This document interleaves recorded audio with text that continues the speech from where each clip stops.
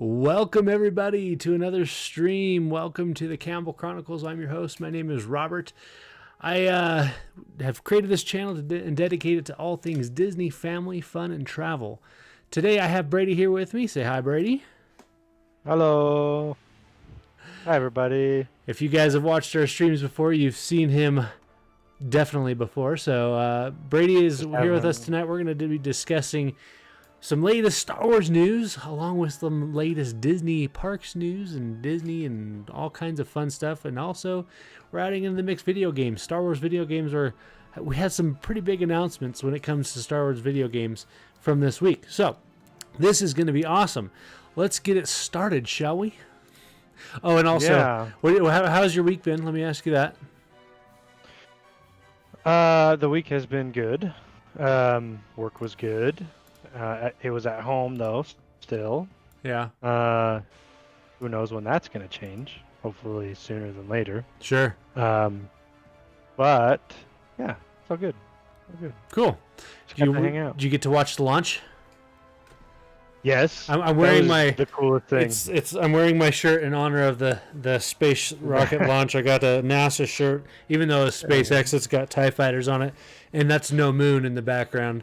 That's the Death Star. So I thought it was only fitting to wear that. So space station. That's right. That's cool. Yeah. So my week has been good. If you're watching at home, let us know how you're doing. How's your week been going? How's the COVID quarantine treating you? And with all the craziness that's going on in the world, hope you are all staying safe. I know we here are staying safe, and I hope you are too. Let's go ahead and jump right into the Star Wars news. Brady, you want to go first? Yeah, absolutely.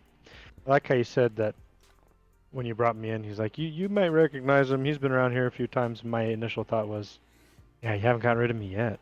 Not yet. We got more to do. We gotta get this on there.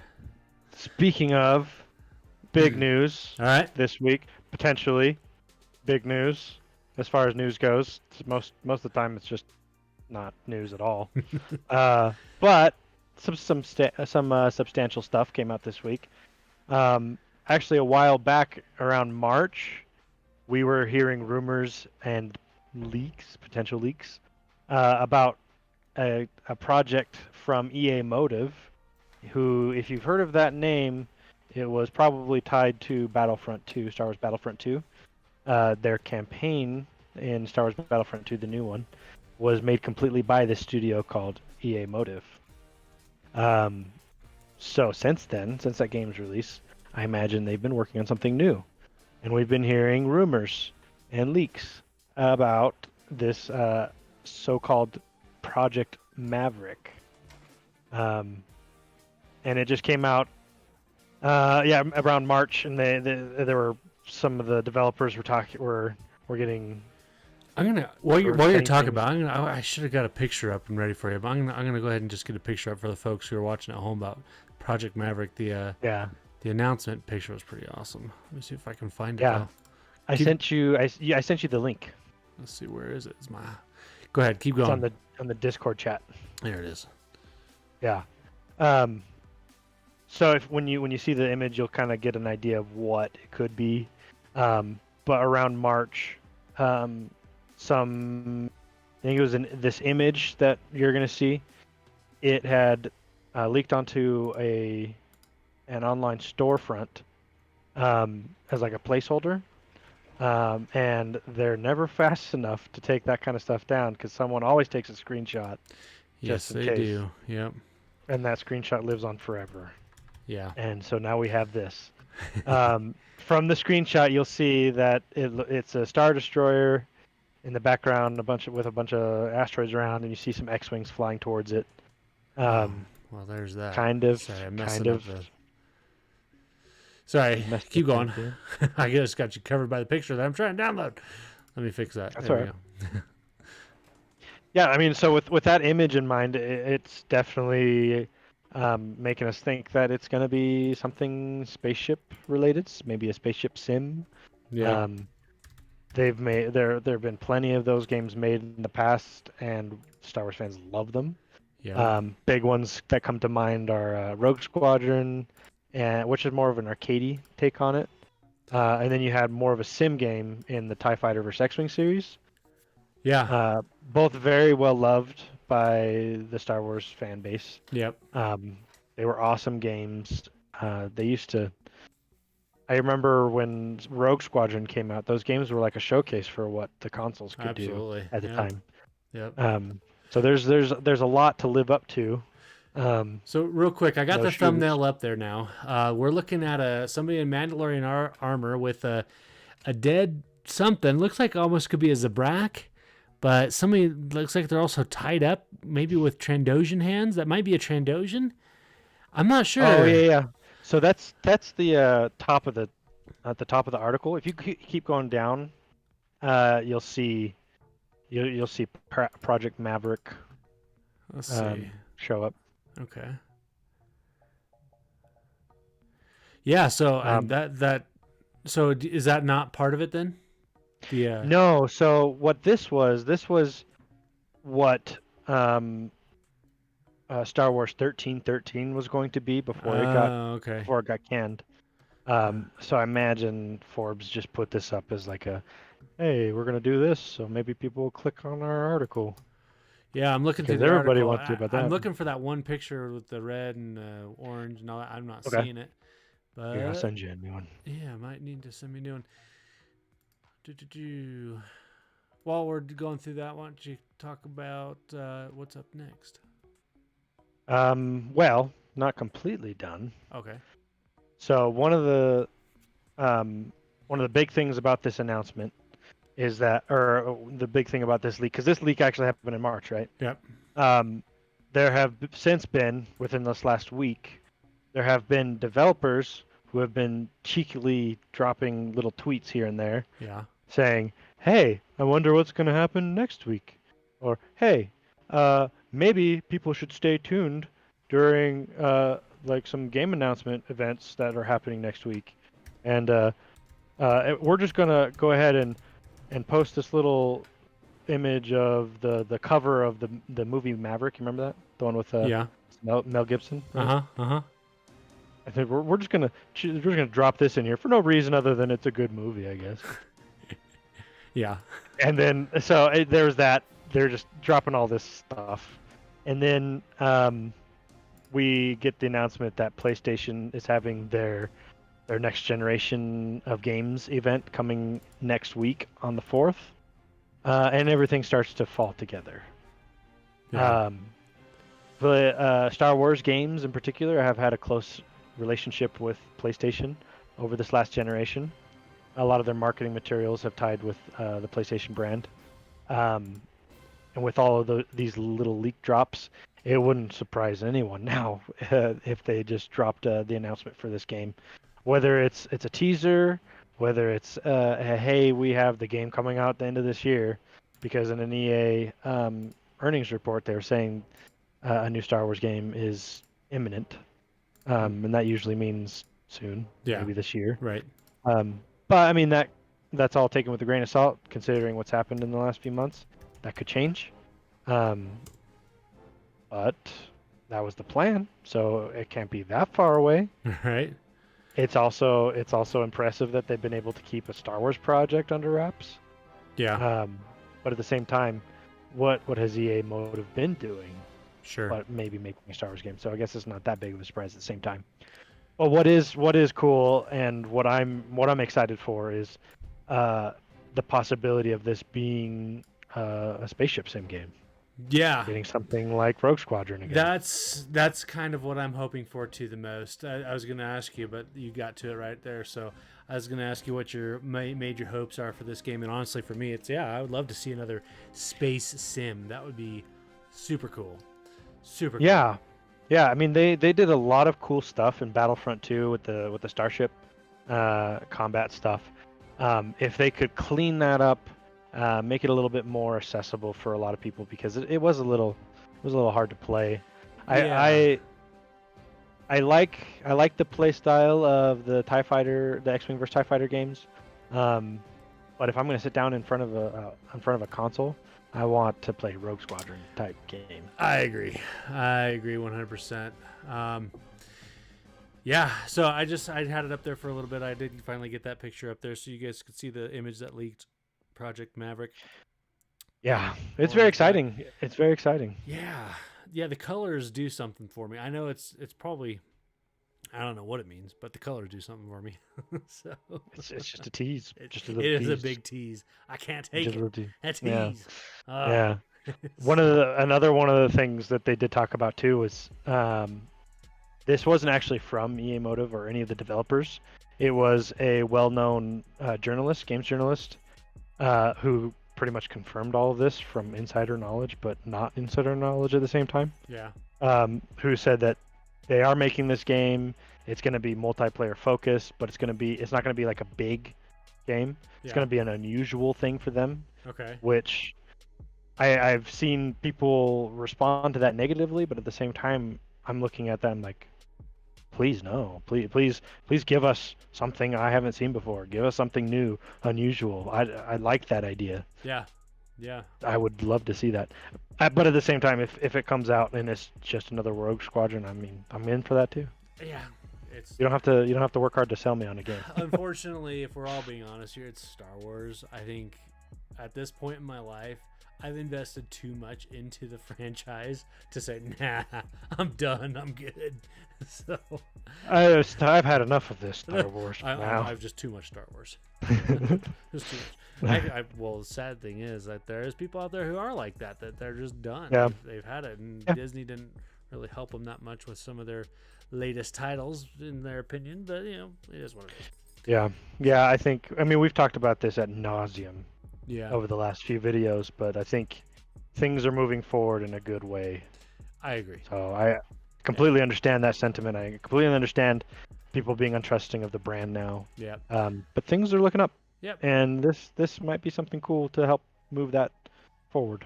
So. Well, speaking of moving forward, we're actually going to take a step back. Here's a piece of news here saying that Star Wars: The High Republic, is once again delayed. We're back now to January 5th. This is from, what website am I on? I'm on StarWars.com. A pretty reliable source when it comes to Star Wars news. They're giving dates now as the earliest of January 5th. And then shortly coming afterwards, another title, The High Republic Into the Dark, is moved to the 2nd of February. So, we're not moving too forward here. We're kind of slowing down that department.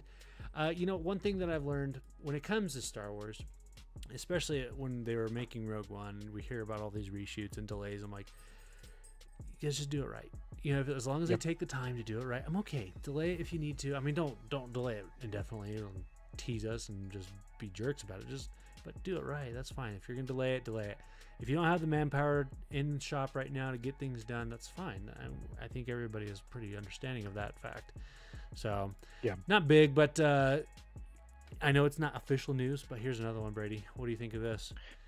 Wait, before we move on, what was the timeline for the High Republic stuff? I thought it was the end of this year, was it not? Fall time. I could be wrong. I thought it was this year too. At the end of this year too. Yeah. But I just wasn't sure exactly. Yeah. Maybe it wasn't. Maybe we didn't have like an exact timeline. Maybe we did. Maybe it was just kind of like a ballpark of like fourth quarter kind of thing. I think that's what it was. At least we have a date, even though it was pushed back. We have a date now, a couple dates actually, so that helps. Yeah. But I mean, like you said, at the end of the day, I would rather see the team take the time that they need and not burn themselves out. Yeah. To get something incredible done. Yeah. That's the hard part about like pushing dates back, is that people are often thinking, that's great. Give them as much time as they need to do what they need to do to make it great, right? Sure. But the truth of the matter is that if you were working so many hours of overtime, if you were crunching on this project before and you were given an extra 3 months or 4 months to do a project, you're probably crunching through the rest of that time too. Yeah. So I hope that's not happening. I'm hoping they've extended that date so that they can finish this project in the best way possible, in the most healthy way possible. Agreed. And that's all we can hope for, and I hope they just nail it. Yeah, agreed. Even take the time you need. Just do it. Take the time. Take time Yeah. now while we're all Yeah, home. absolutely. Um, I'm not doing anything. I'm not. Come on. So the next one up for discussion here, I kind of saw this I think we all did. This is new. This is on what's on DisneyPlus.com. We have a new Star Wars Thrawn Disney Plus series rumored. Again, I'm not gonna spend too much time on it because it is a rumor. But how cool would this be, right? This has been a fan favorite before Disney even took over Star Wars. Everybody loved Thrawn. He had a wonderful trilogy book. If you guys aren't familiar, where he first made his appearances, he made Heir to the Empire, I believe, was the trilogy, and fantastic books. I read all 3 of them. They were great. Now, when they were building Rebels, they needed a smart, cunning, devious character, and they thought, who can it be? And then they just turned to the books. Even though it wasn't canon anymore, there was somebody that already fit that role perfectly, and here we have Grand Admiral Thrawn now making it into the canon universe. So how is this relevant? Well, let me drop that. So Thrawn, I love the fact, I have said it before on the other streams, I love the fact that they can take somebody from the book or from a cartoon show and bring him to the big screen or the small screen and TV and all that. That's really important to me, because it brings a whole big cohesion to the galaxy, to our universe, I should say, to the Star Wars universe. So that's, I really love that aspect. And we kind of saw it coming because they were casting, they're casting, quote, air quotes, Sabine, Ahsoka, possibly Hera. We already discussed that, and now we'll get to in a minute. Talk about Ezra as well. Kind of already discussed that, because last time we saw Thrawn was when he departed with Ezra on the space whales. So I don't think you can have a continuation of those characters without explaining what happened to Thrawn as well as Ezra at the same time. He's too much of an important character. Well, and especially the way they left it off with them both. Like, it wouldn't make sense. Like, what if Ezra's alive? What about Thrawn? Like, he was in the same place at the same time as him. Yeah, and I'm just speculating here, but if they were to bring Thrawn back onto the screen along with Ezra, I can guarantee you, because he's smart, that they would have allied. Ezra and Thrawn would have allied in a kind of like a Zeb and Agent Kala situation, life and death, where they need to ally to survive.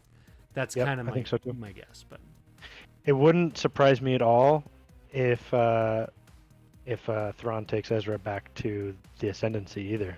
Yeah, that'd be kind of cool. The Ascendancy. Remind me what is the Ascendancy here? That's Thrawn, the Chiss Ascendancy. That's Thrawn's government. Oh. Thrawn's nationality. Yeah. Right. His people. Right, and they talk about that in the new Thrawn books, right? Yeah. Yeah. That's right. Okay. Cool. Where he's from. He's not from around here. Yeah, that's like off chart galaxy type stuff. Like, they don't unknown regions. Unknown regions. Yeah, that's not of the Galactic Republic. That's for sure. Nope.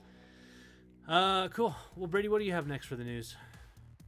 Just a couple little tidbits here. Going back to a little bit of gaming news. Something pretty cool, actually. For those that are interested in some VR, I got some stuff for you. Yeah. I like VR. Vader Immortal, which was a Oculus exclusive. You can only play that game on an Oculus platform.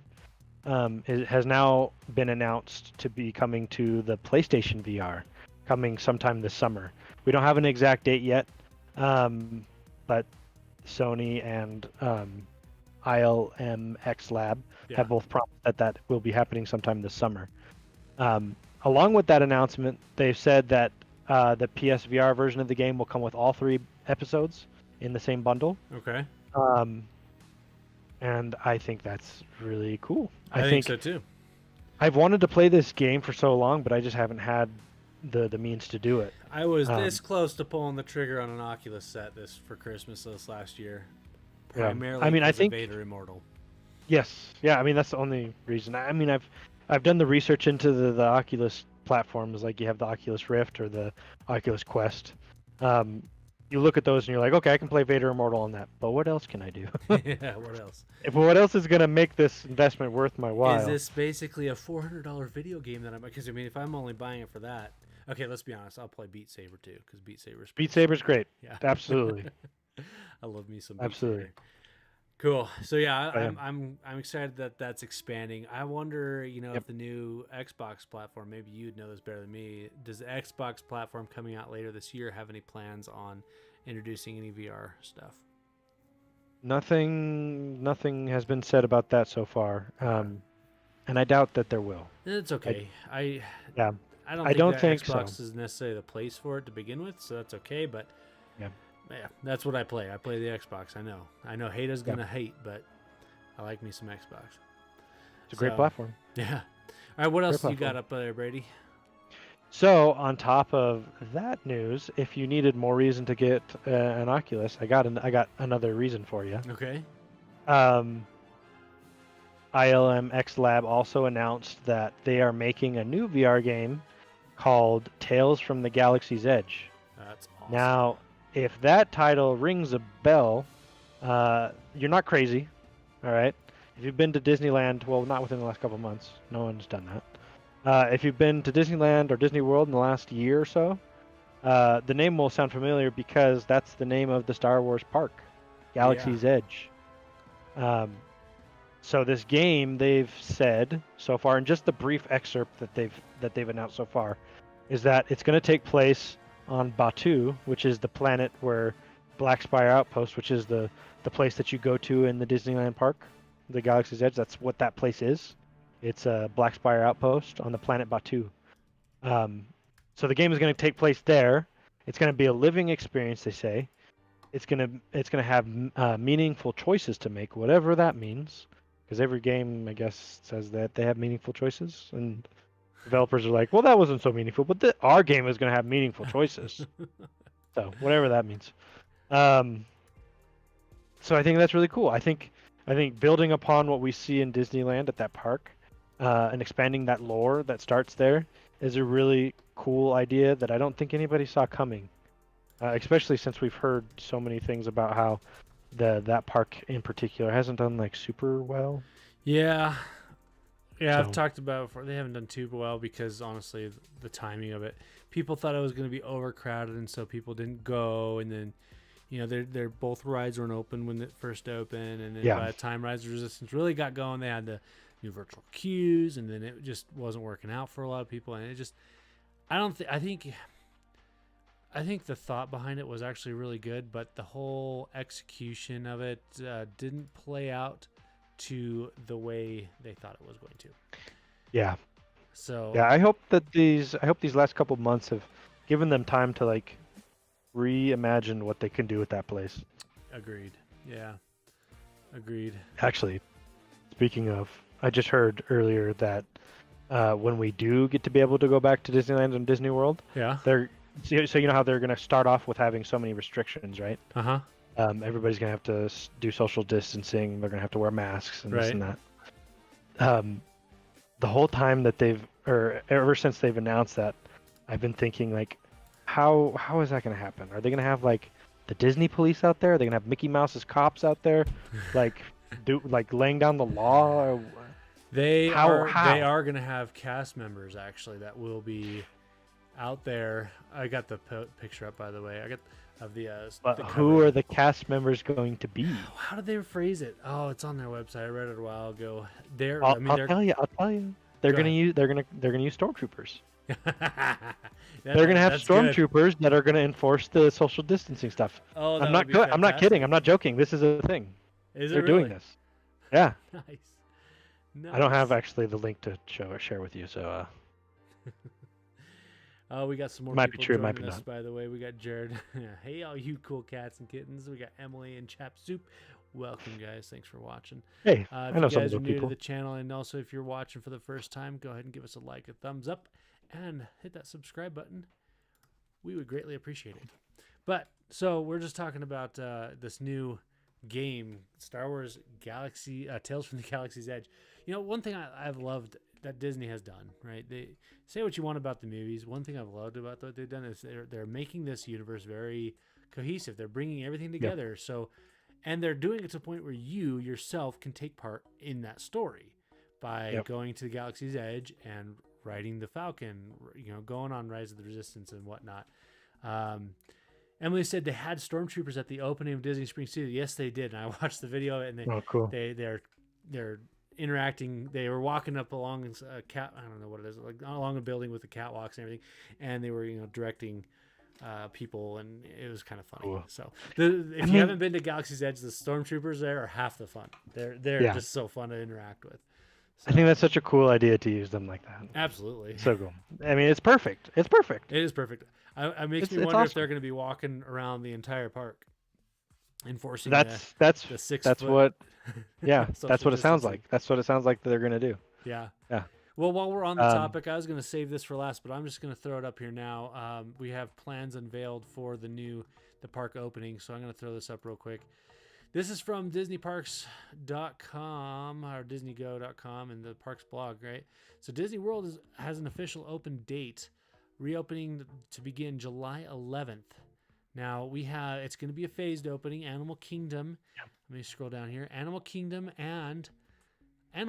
will be opening on July 11th, followed by Hollywood Studios and Epcot on July 15th. If you guys are unfamiliar with the layout of Disney World, which, I mean, it's huge, Star Wars Galaxy's Edge can be found in Hollywood Studios over there in Florida. What do you think, Brady? Too soon? July 11th? Oh man, yeah, it's hard to say, especially coming where we live in California, so like just the thought of public spaces being open is like a dream for us right now. Yeah.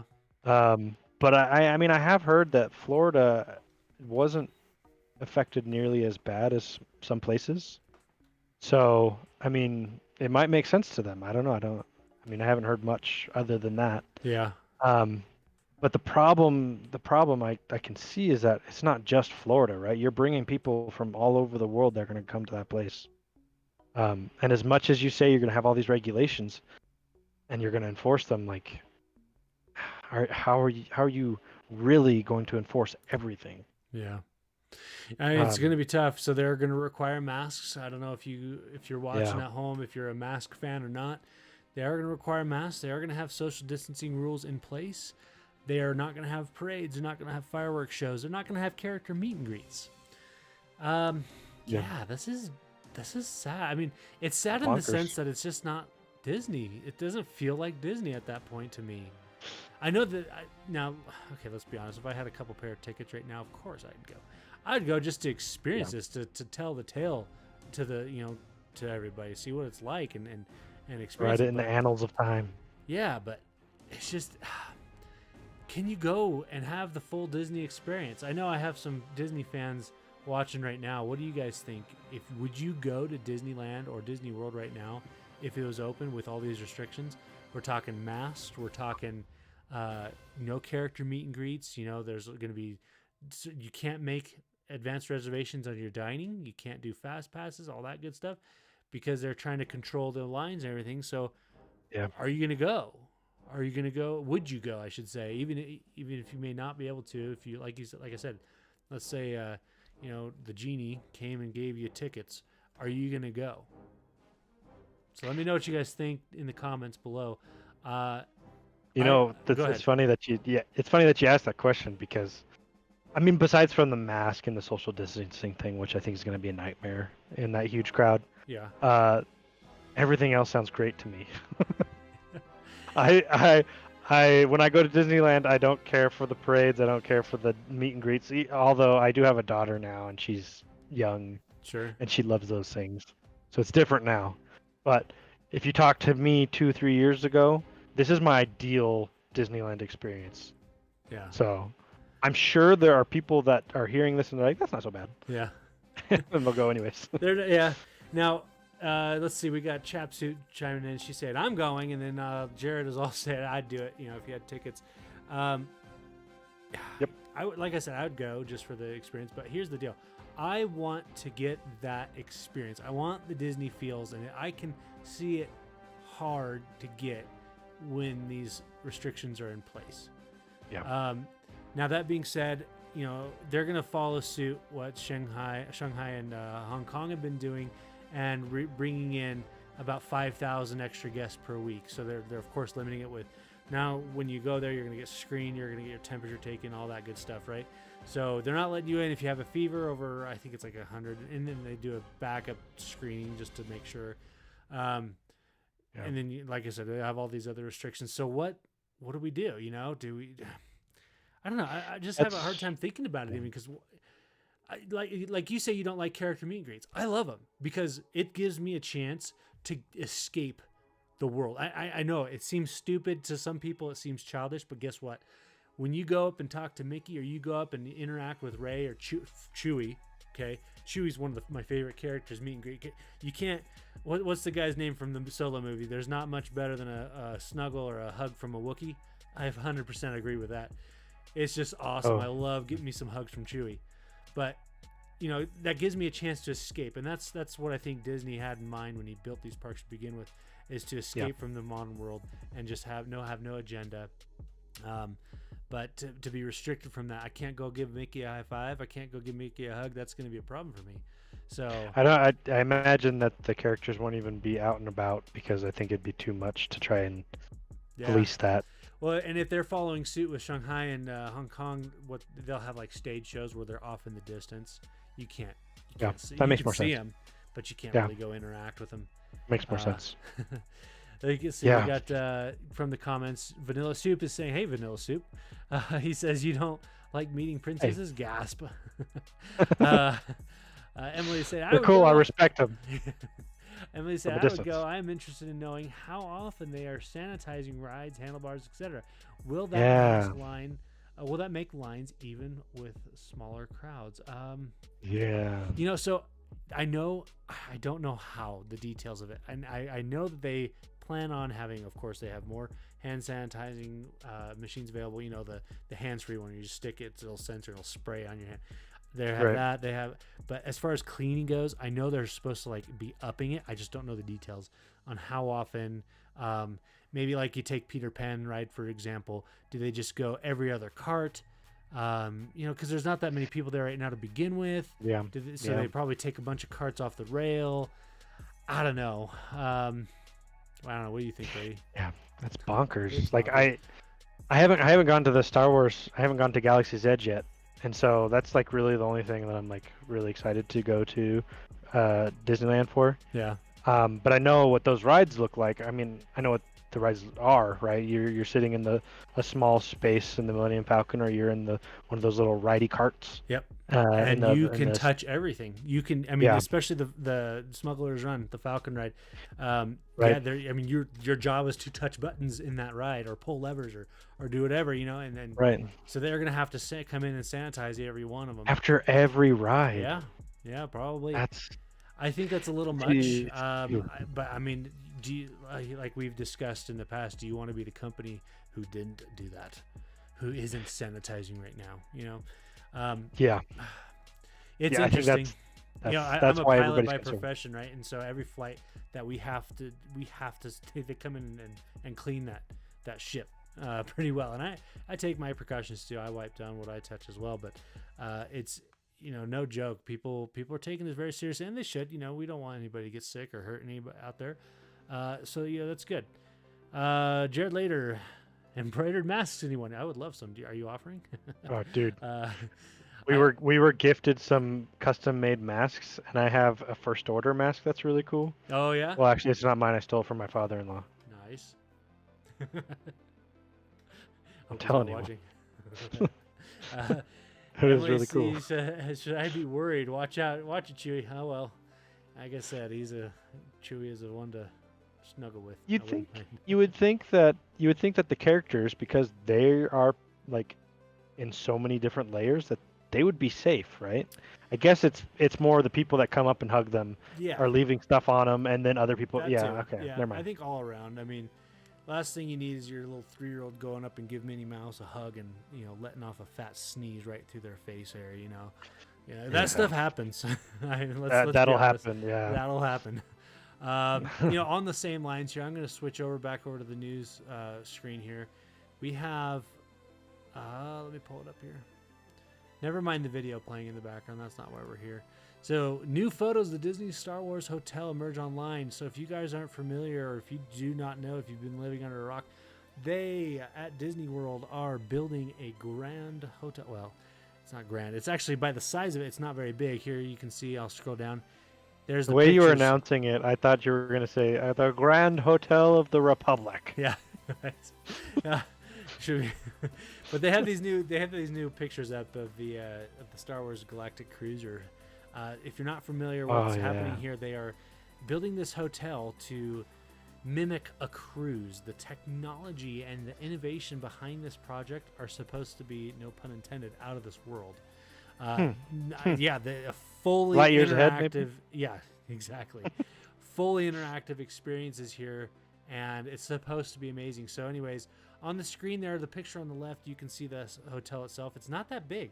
However, the whole goal of this hotel, this resort, is to take you and give you a very personalized, custom experience. So the capacity, I don't think is going to be that big. I really don't. So you'll pay for it. Yeah, you're gonna, and it's supposed to be extremely expensive. You know, as they are going to be treating it as a luxury hotel, not as a value, not as a moderate, not even as a what's the word I'm looking for? The one above moderate. It's going to be a luxury hotel. Valet parking included. It's going to be the splurge of all splurges. Yes, exactly. So it looks interesting. You know, the picture on the right, you have 3 dots there. This is the picture of Hollywood Studios. I believe they're, let's see, I should have read that a little bit better, but they're, long story short, what's being speculated right now, let me pull this off. What's being speculated right now is that you are going to be part of your experience on this Star Wars Galactic Cruise that you're going to embark on is a stop at Galaxy's Edge, to where you might have privileged front of the line passes to go on some of the rides. That's cool. Which would be really cool, because if you look at where the hotel is being built, it's not that far from Hollywood Studios. I just think it'd be really cool to be transported over to Hollywood Studios on this little speeder or something, you know, some kind of Star Wars type looking thing that brings you right up to the Galaxy's Edge, and it's like a guided tour that you're following somebody around the Galaxy's Edge Black Spire outpost, and you get to make your stops at the rides, maybe pick up a lightsaber or build a droid or something like that. I think that would be cool. I would hope that's included in your admission to the hotel. A little probably quick not. stop. Yeah, I know, right? It's probably an excursion. Cool, because they're modeling this after a cruise, right? So it might just be a quote unquote excursion. All inclusive thing. Yeah. So Okay. I don't know. It's going to be interesting. I'm following this with much eagerness, because and one of the concept art that they just released about this was somebody with a lightsaber in like a training atmosphere where they're deflecting laser shots. Like, it didn't look VR. So it's the exercise room. yeah, it's like the exercise room. So you It's might the be gym. able to take your lightsaber out and go and deflect some blasters, some laser You're gonna bolts. put a Yoda shaped backpack on your back, you and know then it. you're gonna run We got around. one of those. Yoda's coming with us for sure. Yeah. I'll do a flip. Come on. What else do you want? Come on. So yeah, that's exciting. I love Galaxy's Edge. I haven't had a chance to go on the newest Rise of the Resistance ride. We were supposed to be going as a family here in just a couple weeks, but that got postponed due to Supposed the to be whole next week. COVID. Yeah, that's right. It was next week.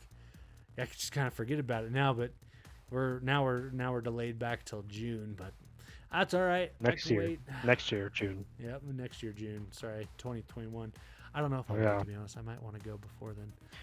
We're going for Christmas. Going for Christmas, yeah. Anybody listening at home, when are you going to Star Wars Galaxy's Edge next? Do you have plans to go to Disneyland? Do you want to even go with all these restrictions, or Disney World for that matter? We know that Disney World will be open first.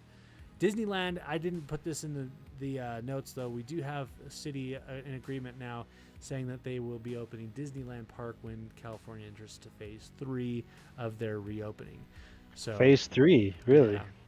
Yeah, and I believe you guys are still in phase 1, right? Or at least coming out of phase 1 into phase 2? I think most, if not all, of the state is in stage 2 now. Okay. I think the only exception would be LA, which is where Disneyland is, which is why I thought that was surprising. So LA, so it's actually in Anaheim County. It's not in LA County. They're two different counties. Sure, LA but I wonder if they're much different as far as regulations go. I wouldn't see why they would be different, to be honest. They're probably very similar. Yeah. But Yeah. Let's see. Chap Soup also going to Christmas. Lucky dog. Lucky dog. She's going without me? She's going with you, but not with you. Brady, did you have any more news that you wanted to bring up today? I got a couple more. Real quick. No, yeah, cool games. 2 VR games and possibly a full-fledged console game. That's well, we should know more. Yeah, we should know more by this time next week. That'd be good. That'd be great. The only game I've really played the last couple years is Star Wars Battlefront 2. I played some other ones, but as far as Star Wars goes, I did play Fallen Order. But for me, that was a quick run through. I love the story of it. I love the game. The effects and the story were fantastic. If you have an Xbox or a PlayStation or whatever platform you can get your hands on, play that game. It's canon, just like anything else that's coming out in Star Wars. It's canon now, so that means it has a place in the Star Wars universe. It's not just some video game. Like, you actually get more for Star Wars by playing this game, which is that wasn't the case before Disney bought. So it was just willy-nilly. It's kind of a coin flip. It's kind of a coin flip is if this thing is gonna be tied to anything else that they make. Yeah. But from now on, it's all gonna be tied. Right. So it's really cool. It was a really, really, really well done game. Man, the performance from the cast on that game is just so. It's really great. Yeah. And we got another one coming. We got more Fallen Order coming. I don't know what they're going to title like we talked about last week. Yeah, they're turning into a franchise now, apparently. So cool. Probably just Fallen Order 2. It was that successful, and that just showed. Okay, not to derail too hard here. That just showed to me that Star Wars is still very relevant if done correctly. Like, we know we've talked about. We beat it a dead horse with a stick here about. Dead horse with a stick. Yeah, about Disney taking over and releasing episodes 7, 8, 9 and the successes, whether we liked them or disliked them. We can see monetarily how well it's doing. But with the Mandalorian and with Jedi Fallen Order, those two pieces, and the Clone Wars and Rebels was Disney. Things like that. You can see how well and how successful they are. I'm going to say it. Given the right people. Given the right people. Namely Dave Filoni and Jon Favreau. Mostly those guys. Mostly those guys, honestly. I mean, let's be honest. Those two names right now are huge in Star Wars. So anyways, kind of on that topic here, my next item of news, we have casting for Ezra Bridger. We already discussed this last time we saw Ezra Bridger was getting taken away by some space whales with Grand Admiral Thrawn at the end of Rebels. If you haven't watched already, I'm sorry, spoilers. But oops. And there's Arrow. Anyway, so we have some. We already have some exclusive casting here. We got Ahsoka. We know is going to get casted. We got Bo-Katan casted, and we're probably going to get a Sabine casted as well, possibly a Hera. So it only makes sense to bring in Ezra. They're looking for him. They're looking for a live-action Ezra. I love that. I want to see a sequel series. I would love to see what ended up happening to Ezra. They were really cool characters with really good stories. They were relatable too. They felt like Star Wars because each of those stories had like a message of hope somewhere in them. Yeah. And like it just fit, right? Yeah. Clone Wars has always been a little bit more on the darker side, just because that's what that time was to Star Wars. Sure. But when you move into the Rebellion, it sucked. Like it was dark times being run by the Empire, but the characters hoped for a better outcome, a better life, right? Yeah. So the theme of hope just like lived on through all of those movies, and then they just continued that feel in Rebels. Yeah. And I just love that. One of the things I really liked about Ezra as a character is he was being trained as a Jedi in a time that Jedi weren't around. So he had no real, and they call him the mistake of his master or whatever, but he really had no guidance on the dark side. Like, he actually purposely withheld that from Ezra. in the beginning. He didn't really tell him much about the dark side, and then all of a sudden he finds himself in possession of a Sith holocron. That's, I mean, as Being far as influenced by a Sith Lord or an ex-Sith former Lord. Sith Lord, right? And Yeah. that's kind of a big deal, not Yeah. knowing what you're getting into. And I love that fact that that they're showing that gray area once again with the Force and whatnot. So I like it. I like what they're doing with Star Wars. It's actually been really good. It's especially they're bringing these characters who were in cartoons and now bringing them to live action. Again, I'll say it. It's just fantastic to me. Absolutely. Yep. Very cool. If you guys are just joining us, feel free to hit that subscribe button, hit that like button as well. If we're adding value or anything to your life right now, if you just like looking at our faces, please hit that like button. We do appreciate it. We're going to move on to our next topic tonight. We're going to talk about Star Wars video games and what they mean to us. Yes. We're talking I've been about waiting this whole time. Brady's been kind enough to put together a top 5 list. We're going to discuss this, and I would love to hear from you guys as well. If you guys have seen or watched or played any video games that have anything to do with Star Wars, whether it was decades ago or up to the latest with Battlefront 2 or Jedi Fallen Order. What do you guys think about the Star Wars gaming universe? Let me know in the comments, please. Brady, take it away. What do you got? So, I'm going to stop you right here. Okay. I made no list. Oh, no, I'm just kidding. So good night, everybody. No, Good night. just kidding. We're making the list. We're making it together. We're making it right now. So yeah, we're making the list. Thank you. I guess I missed. I apologize. That's my fault. Well, I mean, you're supposed to bring to the table some games that you want to put on our list. And I have one that I don't think you or anybody is going to guess because Save it for the last. I'll save it for last. Okay. Okay. So here's how it's going to work. You'll never guess what number 6 is. Top 5. Number 6 is the best. Our top 5 list. Our top 5 list. You're never going to believe what number 6 is. So here's how it's going to work. Okay. We're each going to present 5 games. Okay. We're going to make a combined list of 5 games in order from best to worst. And that's all subjective, right? Because a list of 5 games being really good, and then the worst isn't really the right word for that. So in order of your favorite to, and then like just downwards. Okay, so we're going our favorite first? Yes. Oh. So, I mean, when we combine our list, that's what's going to happen. You can put out these 5 games in any order right now, but when we combine our list, it's going to be in order. Number 1 is the best, and then we'll move down. Okay. Now, can I combine like a franchise? Or do I have to specifically say that one game out of the entire franchise? I should have figured this was going to be asked. There's a lot of that, huh? There is quite a bit. I'm gonna go with the interesting choice and say no. Okay. All right. You have to pick one out of that franchise. Okay. You could pick multiple. You could be like number 1 and number 2 of this game are like my first and third favorite. Okay. But one game at a time. All right. I can do it. I think I can do it. So, all right. I'll start us off. Okay. With a good one. One of my favorite Star Wars games that I've ever played is the Knights of the Old Republic. And it is one of my favorites because it was one of the first games that I've played, one of the first Star Wars games that I played that I felt completely immersed. Okay. Like I felt like I was controlling this character who was a Jedi, and I did choose a good path, right? Because you could be bad and you can be good. You can make those choices to be either way, and you can go different directions that way. Sure. I was a good boy.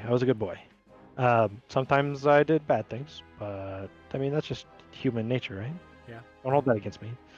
But yeah, so along with that idea where you made these choices that took you on different paths depending on how you handled the situations, was really cool.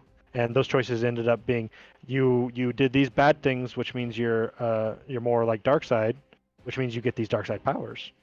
Yeah. But if you're a good boy, you get these better light side powers, which is really cool. Yeah. And I just really loved that idea. The story was really great, really well done. The gameplay was really great. It played around with the whole idea of doing like action adventure type gameplay, but then they threw in elements of like real time strategy where you could like in the middle of a fight, you could pause it and like look at the battlefield that's in front of you, and then make choices Yeah. in that moment. And I really liked that. That was really Yeah. cool. No, And you got to just travel the galaxy with lightsabers and some friends. You had companions that came with you. Anybody from like a Wookiee to a droid to a Zabrak to a Mandalorian. I mean, it had everything. It had all the Star Wars stuff in this game, Yeah. and I loved it. Yeah. Disclaimer, I never officially played that. I did watch you play it though, and I watched some other people play it, and it looked fun. The one that didn't get it for me, I've never really been huge in RPG, and as far as I understand, it's pretty heavy on RPG. Yes, The one thing it's a lengthy RPG. Yeah, the one thing I do like about it though is the fact that, like you mentioned, you can make your own choices. And this is one of the first real games that did that. Really, there was others out there that had minor changes, but like this one greatly impacted your overall journey, which I that I can respect. So that's your number one. I mean, that's the first one on my list. Okay. I might make a point to make it number one overall, but we'll get to that. Okay. Do you want me to give you one? Yes. I Yes. Your turn. Writing these down here. So I'm writing them down. Oh, you got them? Okay. So I'm going to throw this up there. Now, this has a lot to do with nostalgia. Okay. For some people out there who if you're watching at home, you're old enough to remember going to an arcade, putting the quarter in the machine and getting a limited run at what you're playing. There was a Star Wars arcade game, if you follow me here, not like the first one where everything was like all tronified and gritty. Mm-hmm. I'm talking like a fully animated 3D game where you sat at the helm, you had a joystick in hand, and you came through. You could either do some flying missions or you can do some on the ground missions. You would shoot, like kind of like Area 51, a guy would pop up and you shoot him. Or a flying mission, guys would come up. It was all 3D. It was great. But I loved that game. I would put quarter after quarter in that machine. I think it's just called Star Wars Arcade, if I'm not mistaken. Star Wars the arcade game, yeah. And I put quarter and quarter after that, and I loved it. I always wanted to beat it, and eventually I did beat the game. It was fantastic. So, but yeah, that's one for me. Star Wars Arcade. Yeah. That's cool. I didn't even think of the arcade games, like the Battle Pod game that's out now. Yeah, I've seen it. I haven't played it. Oh, it's so cool. Is it? Over. Oh man, yeah, I gotta play it. Cool. Okay. Second game. Okay. It is going to be Republic Commando. Ooh. One, it's on my list because it's a Star Wars shooter game. Yeah. And I love me some shooty games. Sure. But on top of that, they nailed like the feel and the look of the Clone Wars, that era, right? Yeah. But they also made it look new and shiny and gritty at the same time. Yeah. So it looked great. It played great. It was a great shooting game. Like the mechanics were awesome. And the whole thing where you could change your gun to be different things, like you could change it to be sniper, you could change it to be a grenade launcher. Those attachments were awesome, and they felt so punchy and so good. Yeah, love that. And then on top of that, they had squad mechanics too, where you have 3 buddies that were also clone troopers, and you could like order them to take up a post and shoot a guy. Like you can have them all focus fire on one bad guy. You can have them interact with the environment in different ways. You can have them switch out attachments too and have them do things. You can have one guy be a sniper. You can have another guy have a grenade launcher and a machine gun on another guy. It was just really cool how you could influence your squad that way, because games up to that point, whenever you were given teammates, they're terrible. Yeah. And they make bad decisions because the computer just doesn't know what to do all the time. So for you to be able to make decisions for them was awesome. Yes. That was my favorite part of that game, honestly, was being able to point to a rock, say, go take cover there, and give me cover fire here. I love that aspect of that game. And they designed the level too. Well? What's that? Am I allowed to use that as one of my games too? Because it is one of my favorite games. Yeah. I mean, yeah, totally. Just means it's got a guaranteed spot, I think. There you go. Yeah, and just the fact that when they designed the game, the levels were built around that. Yeah. So when you came up to like a combat space, you knew it was going to be a combat space just with all the stuff that was interactable around it, right? So you looked at the space and you're like, okay, I know there's something coming, right? So let's plan it out a little bit before we engage in the encounter, right? So just like that whole idea where you can plan things out before you actually went into the fight, it was a breath of fresh air for shooting games that hadn't had like an injection of something new in for so long. Right. So Right. Robo Commando, very good. Yeah, like it. I'll use that as one of my games too. It's just the mechanics of it all gave us stuff, and let's be honest, it was a little bit more violent as far as Star Wars games that we'd seen before. They didn't have full like gore, but when you killed a Geonosian, you had some Geonosian blood splattered on your face mask, and you had this cool little electronic cleanser that came across. That was pretty sweet. As far as gritty, we're talking Star Wars. It's kind of there's some violence implied, so that was good. Yeah, what else do you want me to say? One? Yeah, go ahead. Okay, so I'm going to say, dang, I don't know if I want see you're saying I wanted to say the Battlefront franchise, but Got a big one. if I got to pick one, I'll give you an out if you want to do if you want to how was I going to do this? I was going to say to use either the old Battlefronts or the new Battlefronts. okay, I'll do that. Okay, I'll say the new Battlefronts because the reason why I love the old Battlefronts, they the Galactic Conquest and being able to, they were all great. I love them, but the new ones, I like the first one. I think a little bit more than the second, but they both have their perks. Yeah. But the new Battlefronts give you a much. They're obviously on new machinery. You have some stellar graphics. You're put into some universe, galactic Star Wars universe that is just amazing. And then you get to play in it. It's great. I don't know what else to say. You can. The first one came out. It was just old trilogy, and then the second Battlefront came out and took care of all three trilogies, and they were great. Honestly, the sound effects have always nailed it for me in these games. The visual effects have always nailed it for me. And they throw in a single player with Battlefront 2. I guess let's just do this. I'll just say it, Battlefront 2, because it's the new Battlefront. The new Battlefront 2. Okay. It took care of it. It took care of it. Now there's some room for improvement. I think with EA's renewing their licenses, that we're probably going to see a Battlefront 3. I hope we do, because like I said, there's still room to improve, and I would love to see that. I'll bring back another story, or maybe even continue Iden Versio's story. That's fine. But either way. So. Did she die at the end of that story? At the end of that campaign? I don't think so. No. I think your daughter died though, if I'm not mistaken. Oh no. She's in one of the new books. Is she? The daughter, yeah. Oh, okay. I'll have to play it again. I honestly can't remember. It's been a while. But it's I like that one. Yes. Battlefront 2. Just the idea of just being dropped into a Star Wars world and saying, participate in this battle, the Star Wars battle, and do whatever you want is so cool. Yeah. Very cool. Agreed. What do you got next? So what I got next, we've talked about it a lot lately, and I think there's a lot of good reason to. Jedi Fallen Order is my next game. I think Jedi Fallen Order hits so many good notes as just a very good action adventure game. Right. Apart from being Star Wars, it nails all the mechanics. It nails the punchiness of combat. It just nails all those things. Yeah. But then it's also a Star Wars game. Yep. And each chapter of that game, you're just given more and more and more lore into the Star Wars in the Star Wars universe.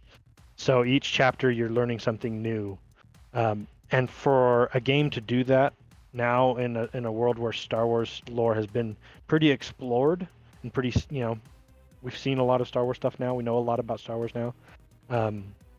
Have a game, have the guts to introduce new things into the Star Wars universe was really cool. And the fact that Disney's on board with saying, yeah, this is all canon. Everything that happens in this game is canon. Yeah. And that's really cool. And I remember the first 30 minutes of playing this game, I was like, this is the most Star Wars-y feeling game that I've played in a long time. Yeah, agreed. It just felt good. It felt Star Wars. Now, for those at home, if you're not familiar with this game, Fallen Order, it takes place, correct me if I'm wrong, 5 years after Revenge of the Sith? Yeah, somewhere around there. Somewhere around there, and you start in this Yeah. planet that's scrapping old Republic star cruisers, and that map is just visually amazing. It doesn't take place too long before A New Hope, No. because you see Saw Gerrera, and he's got his group going. Yeah. So it's around that time frame, maybe like 5 years before Rogue One, even something like that. Yeah. So yeah, and the fact that they brought Saw Gerrera in there, and they're connecting the lore there. That was cool. Great. Yeah. So cool. Vanilla Soup saying love this game. I couldn't agree more. It is one to love. Everything about it from the beginning to end. The story's good, and I love the fact that they left it open at the very end. So and like we know now, we're going to be getting a sequel or a franchise out of it. So it's so great. Cool. It's great. Next. My next one would be Jedi Outcast. Ooh, I love this game. This was continue on with Jedi Knight, the whole series, but Jedi Outcast, following Kyle Katarn, and the Crow. That was really cool. The only thing I've seen them do since that game came out with that stuff, they haven't made it canon by any means, but there's a board game that we play, X-Wing Miniatures. They actually brought those ships and those characters into that video game, which was fantastic. But the gameplay was great. As far as, for its time, wielding a lightsaber, going around, I think you'd meet up with some of the characters like Lando and whatnot. It's been a while, Luke. You meet up with Luke. Yeah, you meet up with Luke, and you get to see, how Luke is actually the main character, Kyle Katarn's master. Right. By the time Outcast comes along. And then the game previous to it, Outcast, what was it? Anyways, it was like a trilogy game set. But anyways, they were all good. So anyways, Jedi Outcast out of all those was my favorite. It's really good. Cool. Really, really good. I remember that game coming out and it being... I remember people thinking losing their minds of how cool it was that when you had a lightsaber and you dragged it along the wall, you saw the molten effect that the lightsaber left. Yep. And how it would stay there. Which to that point, they haven't even done that in a movie yet. Phantom Menace was the first movie to do that. They hadn't done that in any other ones. So, I mean, they had some sparks flying and whatnot in Return of the Jedi and Empire, but... Yeah. They really dove deep into the effects in that game, and it just really showed. Sure. Yep. The electricity, it looked so cool in that game. Yep. The physics in that game were nuts too. For a game of its age, the physics were awesome. We got Emily C saying our 8-year-old loved Jedi Fallen Order. Yeah, that game really does attract audiences of all ages. 100%. How cool is it that it's meant for everybody too? Yeah. I mean, it has some darker themes in it, but it's Star Wars. It's got the battle of good and evil in there. It's got the ability to attract young and old audiences. That's what makes it feel like Star Wars to me. Totally. What do you got next? What's that? What do you got next? How many more do we have? You have one. I have two left. Okay. Okay. So the next one, it's going to be a Rogue Squadron game. Uh-oh. Okay. I say uh-oh because I have one too. Okay. And I think it's going to be Rogue Squadron 2. Okay. 2? Yeah, it's the one on the GameCube. Okay, we don't have the same one. Okay, cool. And I forget if it was called Rogue Squadron 2 or if it was called something else. Oh, shoot. I know it was titled Rogue Squadron. I can look it up. I'll look it up real quick. And the reason why I picked this game is because I remember when it first came out, being completely blown away by how a Star Wars game could look. It was Rogue Squadron 2.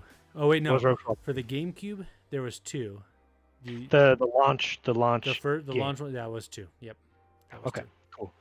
I remember seeing this game in action on the GameCube and being blown away by what it looked like, the lighting effects that they're able to pull off with the game, and just the amount of fidelity that they got out of the game for that age.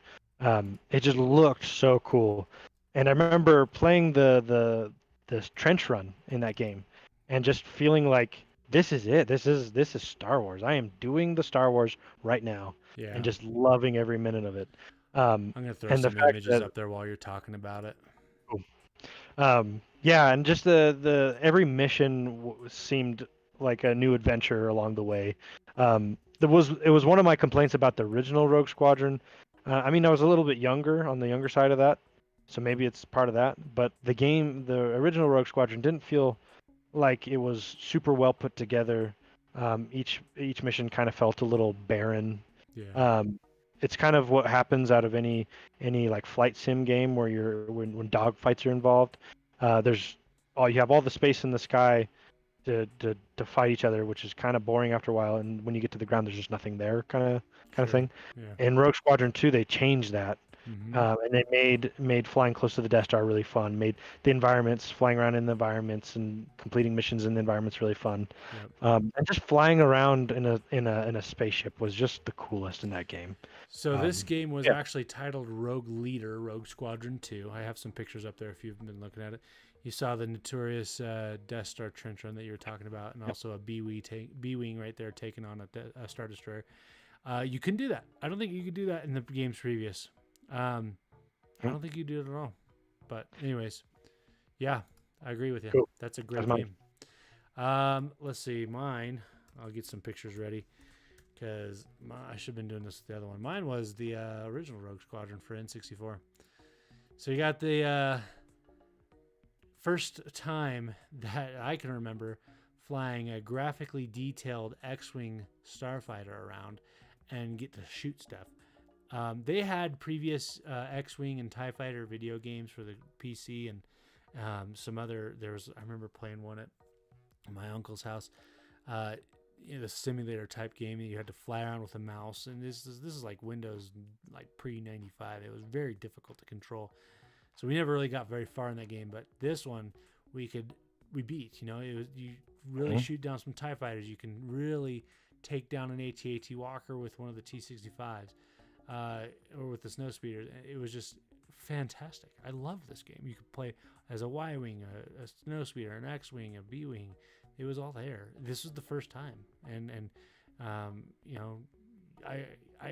like you said. I don't know if did you say you played this one much? I played it all the way through. Okay. It was it's great. And then like this picture on the right that I have displayed here, you're seeing an E-wing there. That's some first stuff. You didn't really see that outside of a video game or outside anywhere else besides a video game, I should say. And then you could play as extra levels later on, Naboo starfighters and whatnot. So you could be TIE fighter. Anyways, it was all good. I loved it. Fantastic game all around. Was the Naboo starfighter unlocked in Rogue Squadron 1?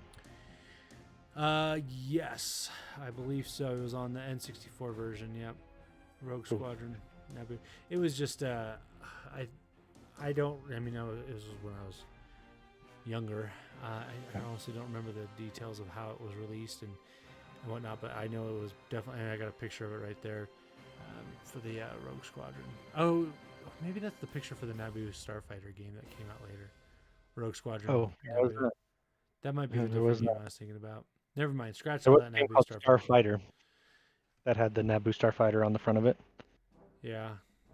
Anyway, so I'm talking about this one on the left here, the Star Wars Rogue Squadron. That's the one I really liked. So. Sweet. Yeah. Cool. Yeah, great game. That series was great. Oh yeah, I loved it. I wish they would put out a new one. To be honest, maybe I'm kind of hoping Project Maverick might be that. Yeah, I hope so. Hopes. I hope so. Cool. All right. So what do you got? So the last game. I'm gonna preface this with a runner-up real quick. Okay. And because it's a runner-up, I'm gonna break the rules a little bit and say that the X-Wing series is my second runner-up to the list. Those games were so cool. You can play as all the different spaceships. We're talking about the PC, right? Yep. Yeah. Yep. The sim game. Yep. It was so cool that they had a selection of all these different spaceships, and you could even like customize your own battles and put all the different spaceships that you wanted to fight against in there, and you could even fly with other stuff and just being in the cockpit. It was one of the first games that you were able to like be in the cockpit of one of these Star Wars spaceships, and it was just really cool. when that came out, so I didn't like fully grasp. I didn't fully grasp what that game, what I could do with that game. Couldn't actually play it super well, but I just loved the idea of being in that game, and I loved watching my older brothers play that game. So I got some images up right now. You can see this was pre N64. The graphics. I love the game too. For the record, keep going. I just want to let people know I have it up there. This is the gameplay that you're talking about. Yep. So, okay, so there's that. And I'm going to round out my list to kind of like cover all of the genres of Star Wars gaming. I feel like I've gotten a pretty wide genre pool there. But to finish it off, I'm gonna put on the list a game called Empire at War. And for those that are unfamiliar with Empire at War, it's a real-time strategy game. But one of the selling points to this game was that the campaign was like a shot of like galaxy assault from Battlefront. Okay. Where your missions, as you took them, you were either liberating as rebels, you were liberating systems in the galaxy, or you were making them empire. So subjugating them, I guess, is the right way. Yeah. So you could choose to pick if you're going to play on the rebels or you're going to play on the empire. And I just loved playing a real-time strategy game with the Star Wars stuff.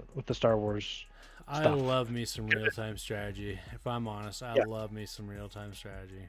And that game just did it in such a pure way where it just felt good on top of just being Star Wars. Yeah. It played really well, and it just felt like I was playing in a toy box with these Star Wars characters. You know, I'd build troops and I'd send them off to go fight the rebels. I was Empire, by the way. And it was just it was really cool. It was just really cool. Yeah, that's cool. I'd never played this one, to be honest. This is something I would play though. I would love to play that game. It's very good. It's very good. I'm actually interested to see how it is if we went back to it to play it now. Yeah. So I might do that. So I told you what? Excuse me. Sorry. What game was it that I told you I was going to piggyback on you? I think you said Republic Commando. Okay. Yeah, we have Republic Commando in both of our lists. All right, so I'm going to take that one off mine because I totally I have no idea because it's on the list. It's one of my favorites, but spicing it up. I don't know what I was thinking, but I'm going to throw up here pictures of some of my favorite video game here. This came out for the N64. This was Shadows of the Empire. Oh yeah. I don't know how I forgot about this, but you're following what's his name? The YT2400 pod. Dash Rendar, thank you. Dash Rendar, and it's a third-person shooter game, and the graphics, I mean, they were N64, so similar to GoldenEye and whatnot. It was great. You could fly on you met up with characters from the movies. If you're not sure, this takes place in between Episode 5, Empire Strikes Back, and Return of the Jedi, and you're teaming up with the gang. On Hoth. Yeah.